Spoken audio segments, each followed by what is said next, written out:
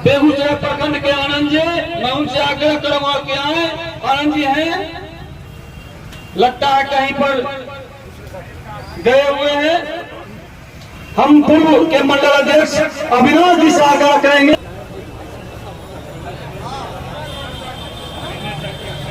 जी, विधायक जी,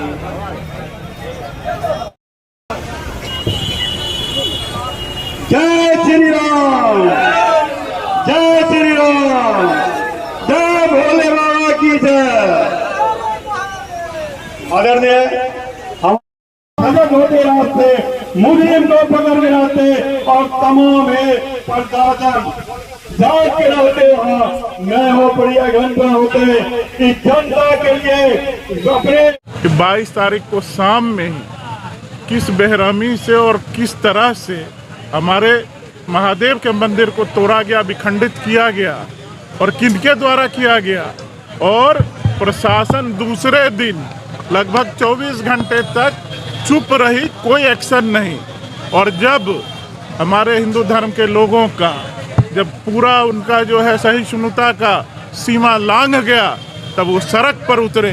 और प्रशासन को देखिए कि क्या लापरवाही से एक तरफा कार्रवाई कर रहा था। जिन लोगों ने मंदिर को तोड़ा, पहले घटना क्या हुई, शिव मंदिर को विखंडित किया गया।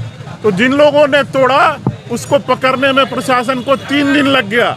अभी भी खबर ही आ रही है, पुष्टि नहीं हुई है कि पकड़ा गया है। लेकिन जिन लोगों का भावना भड़काया गया, भावावेश में आके वो सड़क पर उतरे, उनको रात में घर से घींच के उठाया जा रहा है, जेल में बंद किया जा रहा है। यह दोहरी नीति प्रशासन का क्यों है? को चेतावनी देता हूं कि आप एक तरफा कार्रवाई बंद करिए और जो आपका संबंधित थानेदार है वहां लाखों का, उसको भी आप अविलंब बर्खास्त करिए, सस्पेंड करिए, क्योंकि उसकी यह लापरवाही रही है।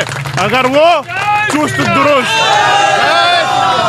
अगर वो सचेत रहते तो लोग उतरते ही नहीं सड़कों पर और घटना होती ही नहीं।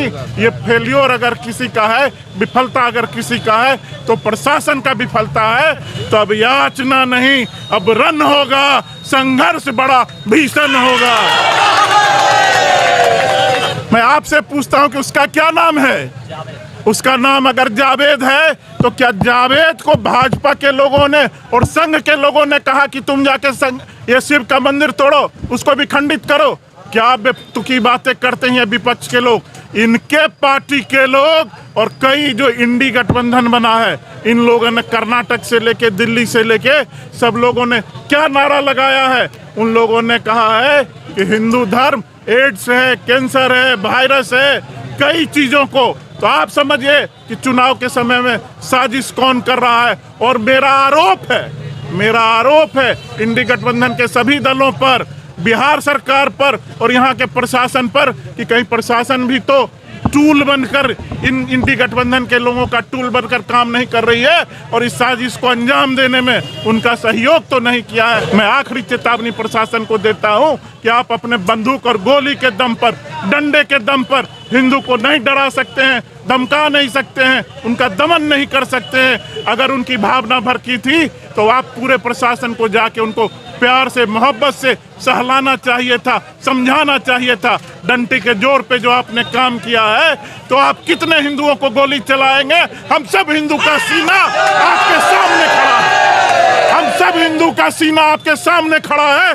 आपके कार्यालय के सामने बैठा हुआ हूँ, गोली लेके आइए, मार दीजिए एक एक हिंदू को, लेकिन हम अपना संघर्ष नहीं छोड़ेंगे।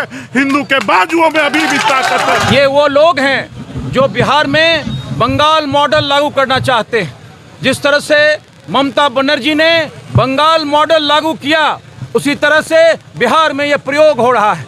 आपको आश्चर्य लगेगा कि 12 घंटे तक घटना के बीत जाने के बाद पुलिस के द्वारा कोई कार्रवाई नहीं हुई, आरोपी नहीं पकड़ा गया। और उसके बाद जब हंगामा शुरू हुआ, आक्रोश हुआ, तो लोगों के बीच में उसका प्रतिनिधि तो जाएगा ही और प्रतिनिधि उसकी आवाज बनेगा। इसीलिए गिरिराज सिंह घटनास्थल पर पहुंचे और जन भावनाओं का आदर करते हुए उसकी आवाज बने।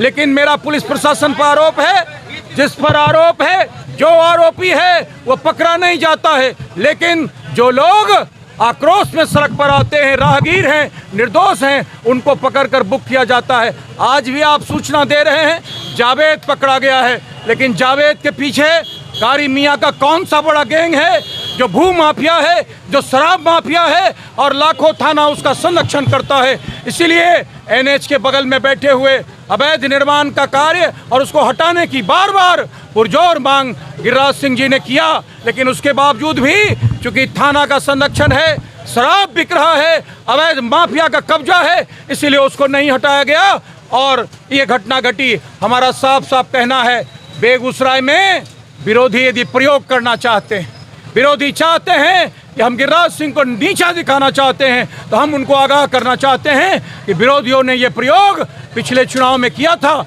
इसलिए भारतीय जनता पार्टी को किसी प्रयोग की आवश्यकता नहीं है।